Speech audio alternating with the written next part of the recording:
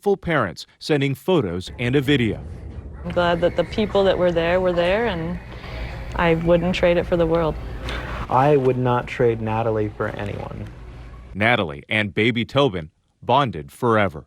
I do hope to send the little guy birthday cards here and there. It's definitely something that all of us will never forget. And we won't forget it either. Way to go, Natalie. Thanks so much for watching tonight. I'm Whit Johnson in New York. Hope to see you back here tomorrow night. For David and all of us here, have a great night. Thank you for making World News Tonight with David Muir, America's most watched newscast. ABC Tonight. It's a new comedy game show between juniors. The comedy team known as the 3 what? 3 dummies? And seniors. What's TikTok? Kelly Riva hosts Generation Gap. New tonight. Tonight on Newswatch 12 at 6, hundreds of animals have been displaced because of the McKinney Fire, but thanks to a community banding together, the animals are getting some much-needed help. And police are on the lookout for a suspect relating to a fire that broke out in Lithia Park overnight. Plus, search and rescue were sent near Gold Beach after a mother and daughter slid down a cliff. The efforts to get them safely coming up. Watching out for you. This is Newswatch 12 at 6. It's been a difficult journey from many in Siskiyou County as the McKinney Fire continues to burn thousands of acres. Thank you for joining us for Newswatch 12 at 6. I'm Haley Gravitt. For pets stuck in evacuation shelters and those working in them, their journey towards recovery just beginning. Newswatch 12's Brett Taylor has the story. It's been quite the whirlwind over the last couple of days across animal evacuation shelters here in Wairika and Montague, and especially at shelters like the Rescue Ranch here, where they've dealt with literally an influx of hundreds of dogs over the course of the last several days. We've just been doing the best we can. From chickens to pigs to horses or dogs.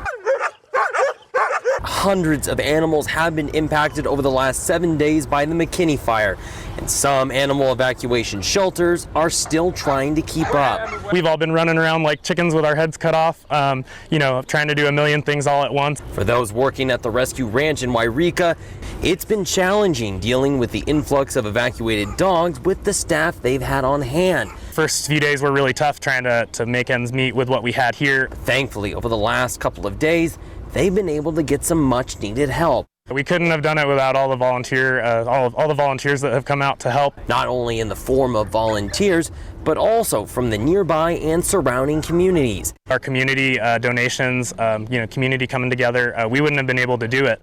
And now, with evacuation orders in the Wairika area being reduced to warnings, pet owners like Nancy Fritz can rest easy knowing that her pets have been taken care of, and now they can finally return home. I was super thankful that they were here and that they're fairly close, and they're really cool about everything. Now, this sweet baby girl is one of the 160 plus dogs that had to be evacuated from their homes from the McKinney Fire over the last several days.